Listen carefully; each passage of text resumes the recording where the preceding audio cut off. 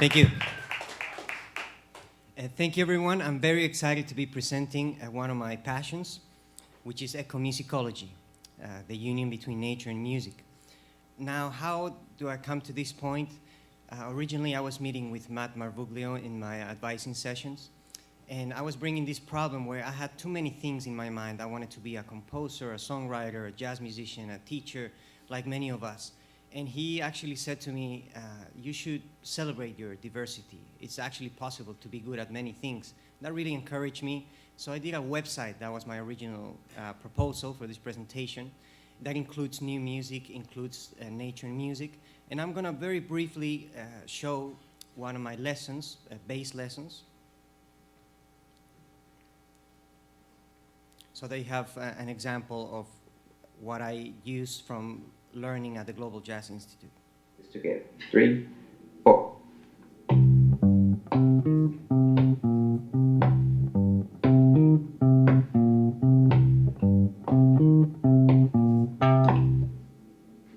A little bit faster. 3, 1, 2, 3.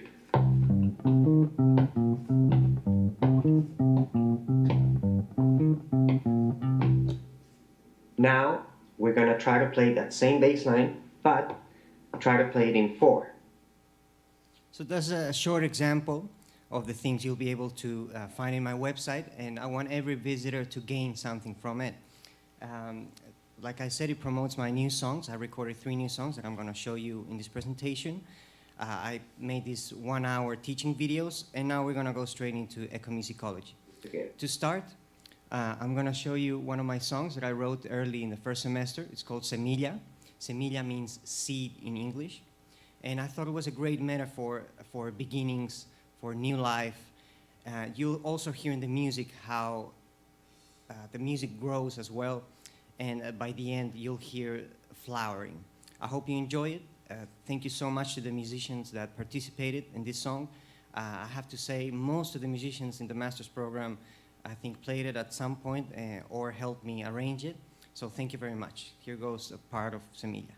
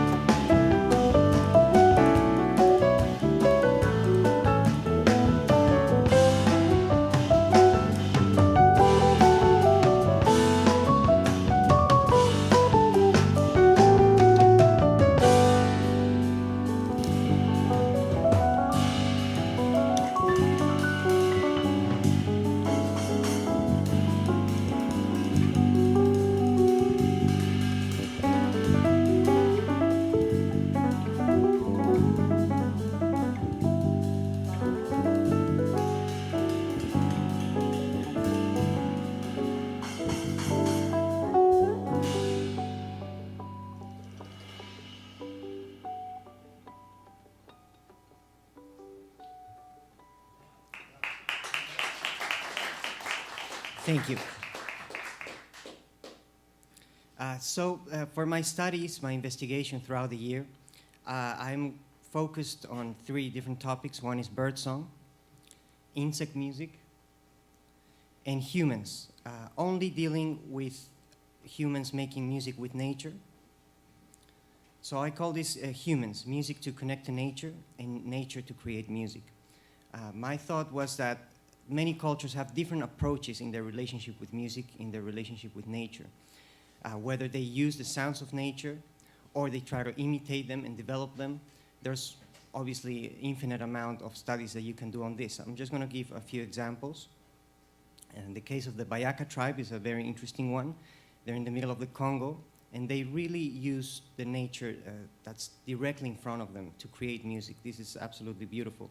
And they also, what inspires them the most is the actual songs of the jungle, the music of nature.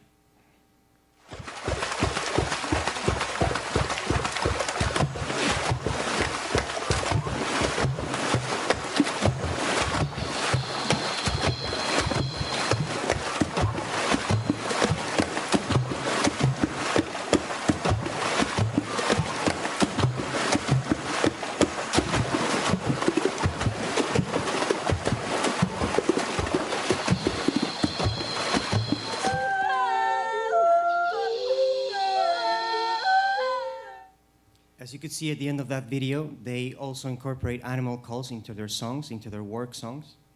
And they consider music to be the greatest gift from the forest. Absolutely amazing. I have many examples in my journal that you can find in my website. But I decided to include now in the presentation something from my country, which I thought it was important. This is the cantus of the Charazani. Charazani is a region in Bolivia. The cantus is a way of performing music. 80% of the population is Quechua, and 20% is Aymara. Very long history of both cultures.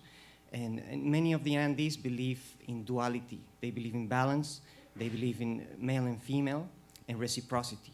So part of their constructions of instruments, which is all used with natural elements, as you can see, the zampoñas and the sicus are also male and female. The way they perform it are also in this fashion, taking turns with the notes. So I hope you can enjoy it, this very powerful music that really sounds like their surroundings and their nature in the of the Andes.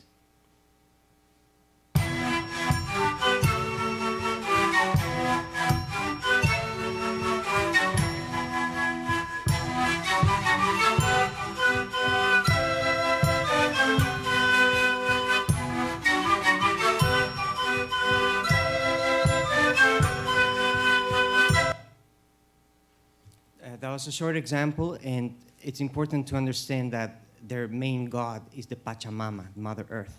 So we can also understand as a sort of a god, nature itself can be seen as a god, something that provides them with their food, with their water. So obviously playing music for their god is strictly related to nature as well. So that's another approach that humans use with their connection of nature and music. Now I'm going to show you another song. If you can look at this picture, you can see a lot of beauty, a lot of green, a lot of life.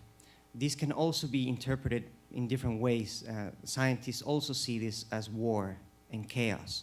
Every single leaf you see in this picture is actually trying to reach the light. And if that means killing other plants on the way, then that's how survival of the fittest works. So I hope you enjoyed this song. What I try to recreate is that feeling of chaos. The solo section was made on the spot in the studio, and the musicians were very, very sensitive to the ideas that I was bringing to them about nature. And immediately, interestingly enough, talking about Mother Nature, La Madre means the mother, we went into a minor blues, but with sort of a South American rhythm. And then the melody goes into different time signatures closely related to music of the Andes, and using the scale, the pentatonic scale as well.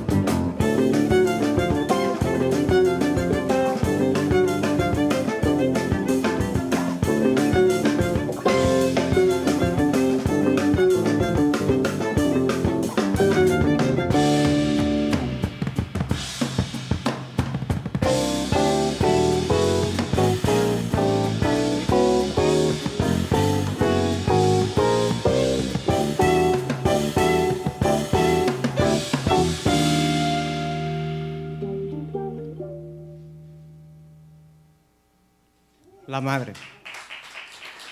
Thank you.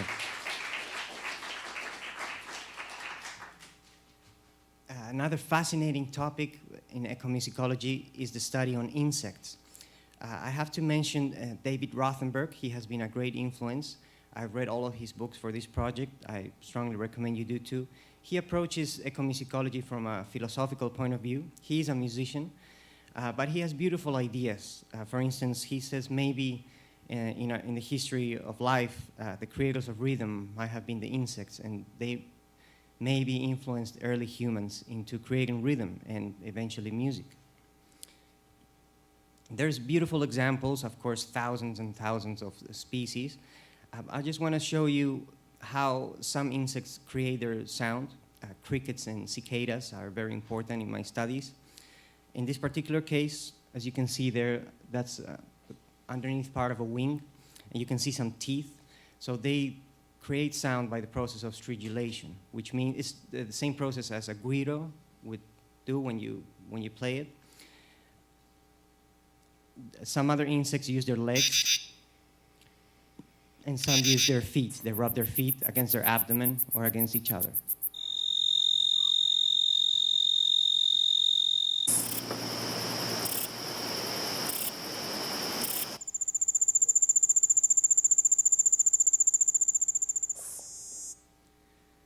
So as you can see, already just listening in as a musician has great potential.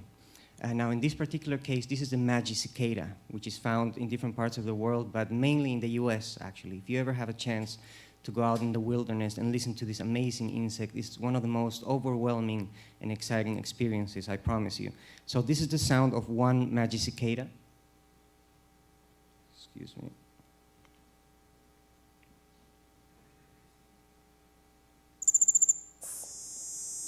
And next is the sound of many.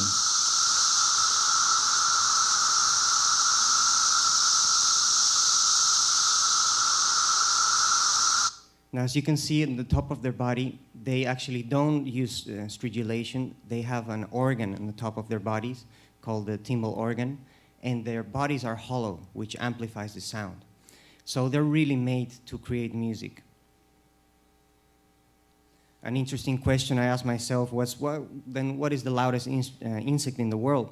It's actually the European mole cricket, that instead of rubbing its legs against its abdomen, it actually rubs its penis against its abdomen. Some of us know how tiring it can be to play instruments, and I can only imagine how this is like. So we're going to move now to birdsong. After we digest that part. Melodic mastery. As we all know, birds are the masters of melody. Comparing to any species, we also know that whales sing, many other animals do, but obviously birds is something we hear every day.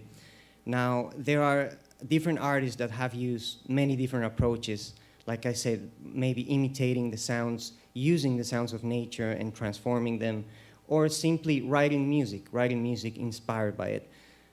I'm going to show a short excerpt of an interview that I had with Brian Farrell, a professor in biology at Harvard University.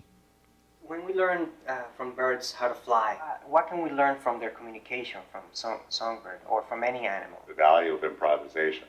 You learn to adapt very quickly to immediate circumstances, and that means you can communicate with more different kinds of minds, more different kinds of individuals. And so the birds that move around a lot through and encounter different neighbors are also the ones that learn to improvise. So the ones that, on the other hand, stay in one place and only have 4 or 5 of the same neighbors, they're not improvisers. They only have to learn 4 or 5 songs and everybody can understand them. Those birds that make perfect copies of what they've heard are not the ones that produce the best songs. So what he's saying basically is one of the potentials. He's talking about improvisation, which is absolutely fascinating topic. I'm going to talk more about composition.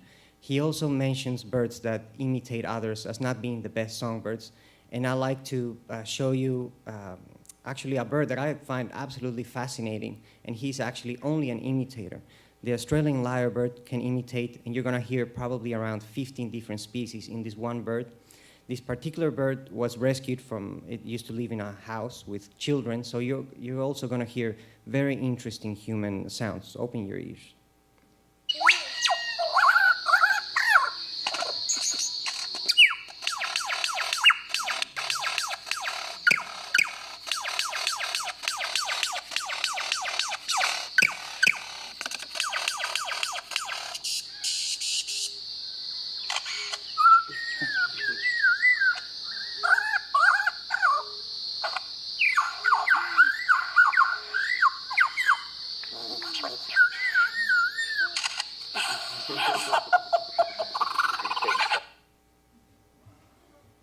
That's only imitation. So of course we can relate it to we as humans, as jazz musicians, we first learn to imitate.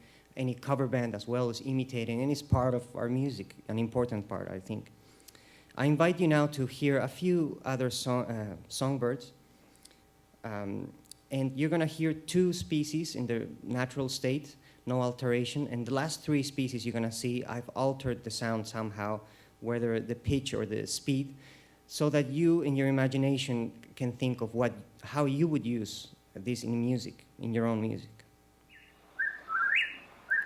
That's the whippoorwill. That's the nightingale.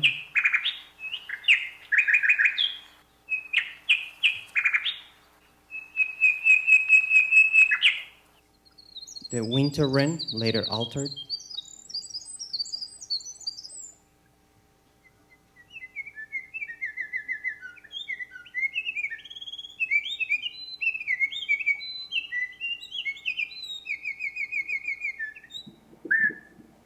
Bobwhite quail.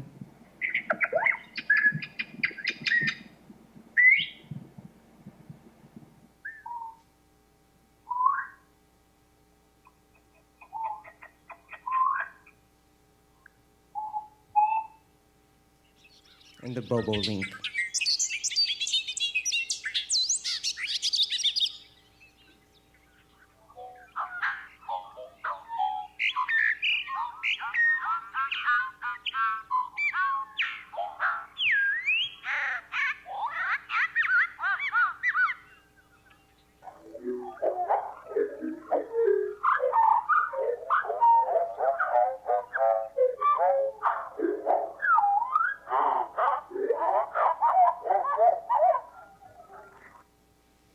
So with this in mind, obviously, this is something I've been using for some years now, and it's directly stealing from their ideas and make it human.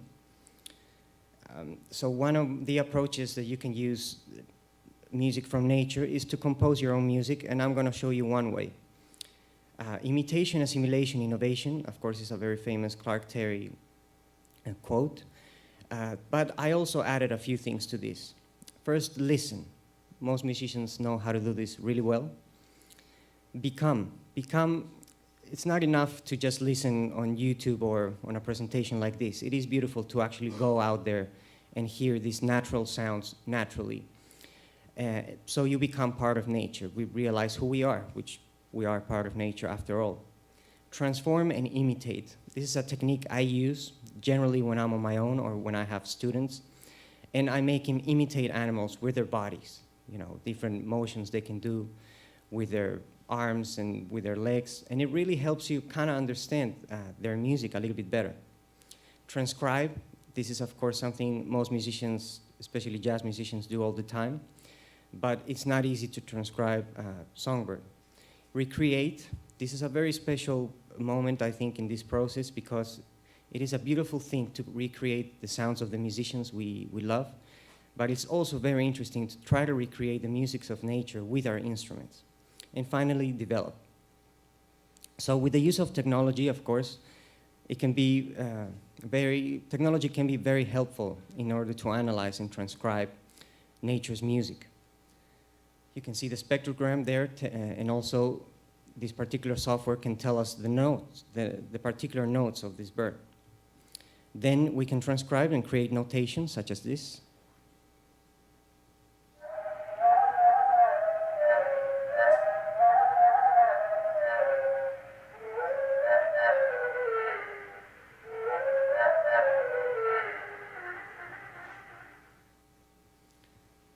And there's a very beautiful bird that lives around where I live called the tunky. It's one of the rarest birds in the world, and my wife and I have been very lucky to see it like 3 or 4 times in our lives. It's an absolutely beautiful experience. And I tried to transcribe its sound. I wasn't able to record it, but I went home and spent hours trying to figure out what I was hearing.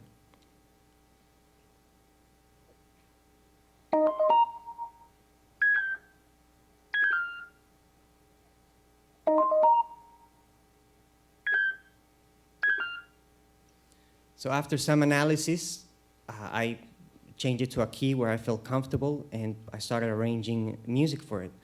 It didn't mean that I was going to create a song about nature or about birds, but I was just inspired by this. The next song and the final song is a song called Gusano Vuela, and I used this particular melody you saw me playing on the piano. I transposed it to D major. It's a story about a butterfly that his wings are ripped off, but as a worm, in the form of a worm, he still needs to learn how to fly. I'm going to show you some images of beautiful birds, hoping this presentation inspires you to create your own music and ultimately to connect to nature with the use of music. Hope you enjoy Gusano Vuela.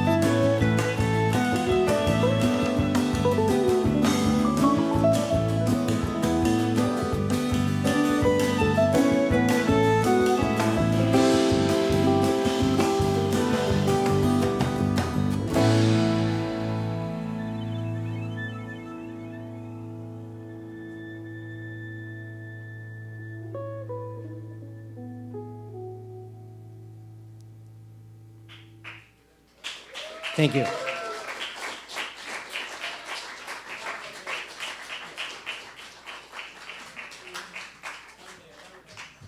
Bravo, Poche. We want to start. Wow, that was amazing. So thorough and so much information, so well put together. Thank you, Tim. Wow. I have so many questions. I'm just going to try to pull out a couple. So the musicians on the last track were the same on the previous tracks? Yes, I forgot to mention that. They're all the same. I think I forgot to mention Laith in the first track. So I must have, you probably said it and I didn't hear you, but what country was the very first one, the Bayaka tribe? What country? They're in the middle of the Congo. Okay. Yeah. Great. So the first thing like I thought about is like when I first heard you play, I liked your sound. You know, that was the first thing I connected to. And now I see how you listen and how well you listen. So it makes perfect sense that you have a warm and inviting bass sound. So I don't know. That's just maybe some of the other people in this room, including myself, can listen so intently to the sound around us, and that help us, with our sound, too. So the footage of like the plant growing and flower growing, how did you do that? Or I mean, you found all this footage? Yes, obviously throughout the year I've been looking into so many websites, read so many books. It was really easy to find different things as I went along. But yeah, today is relatively easy to find any of this material. And what was the software that transcribed into notes the birds? I showed an example in Logic, but I actually slow it down with Transcribe or any of the classic jazz software. Uh-huh. And so you've talked about teaching and your website, but how do you plan to connect all of these dots as far as all this work that you've put into this particular final project? How do you plan to take it further? Well, ecomusicology is something that I'm involved heavily now, but I also want to do many different projects. And teaching has something I've been doing for the past 10 years or so. And I've been very successful on my YouTube channel. If you want to check it out, I have like around 500,000 views. And it's all on bass lessons. So teaching rhythm in this case, not only I wanted to show something I did in global, but also it was inspired by the insect music. Mm-hmm. I didn't know that insects were the inspiration for video game sounds. Yes. I really came Yeah. came away with some new information. I think that this is a great example of how you made the program work for you. Yes. And I think that's like really important, that people come to this program and you have to make it work for you. Mm-hmm. And, there's a lot of direction, a lot of different people and teachers telling you this, that, and the other thing. Yeah. And so many, opinions or passions about what is great. But I think you have been a great example of letting all of that in, but also, being pretty focused on how it can work for you. So congratulations. It means a lot coming from you, Terry. Thank you.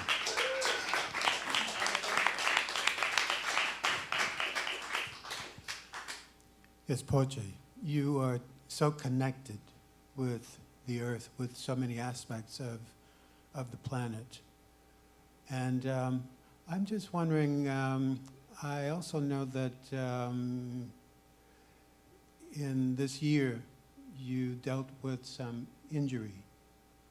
And I'm just wondering how you processed that, how that worked for you or how that worked against you. Thank you for asking that. I try to take these things, it was sort of a blessing in disguise.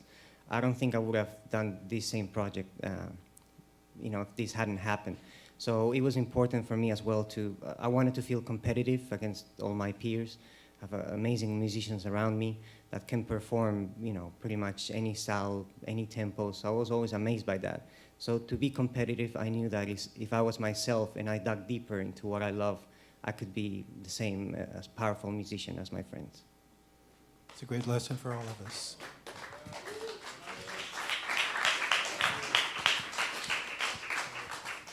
Great job, Poche. Wonderful, really to hear. And how do you see yourself further developing this concept of ecomusicology? What will you do next to get deeper into this concept? Great question. First of all, there is more study to be done. There's so much inside this that I really wanna become an expert in this, and I wanna offer universities the possibility of teaching a whole course on this. I think every class could be dealt with different types of composition, how to use bird sounds, insect sounds to create music. And if it's not a full course, obviously I can go around different schools presenting this just like I did today. And I think it will be very beneficial for my teaching career. Yeah, for both, for the university and for you. Yeah. Yeah, fascinating project, really inspiring. Congratulations. I enjoyed the advising sessions we did. Mainly we worked with composition stuff, And it's so great to hear the tunes in their final version. And it's really, I think it's really important for everybody that's doing music and then art, anything, to really get this connection with nature. And it's very easy to forget too, when we get so wrapped up in technical details and all that stuff. And what really really blew me away was the seed you had in the beginning that was growing, because I saw it as in order to grow and blossom as a musician, the roots also grew equally down. That image was really striking to me. Yeah, congratulations.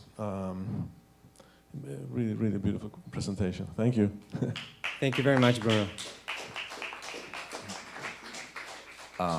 Yeah, I agree, Bruno. I think inspiring is really a word that comes to my mind when I see your presentation and when I think about you from September to now, knowing how many challenges you encounter through the, through the program. And in a way, I was thinking that it's so inspiring and awful too, that you actually, with this research you're doing and with this thing you're showing, are connecting with one of those goals of the Institute that we really have not developed as much, which is music and nature, which is in our mission statement. And I think you're the first student that really kind of bring this element to light. And I wish that we can continue collaborating on that, since you're really kind of opening that door. And I also want to congratulate you on the presentation. And I see you kind of took to heart the suggestion to make more of a relationship with the music. And I thought that was really well done. So great job, Ponce. Thank you. Thank you, everybody, for listening. Thank you, Marco.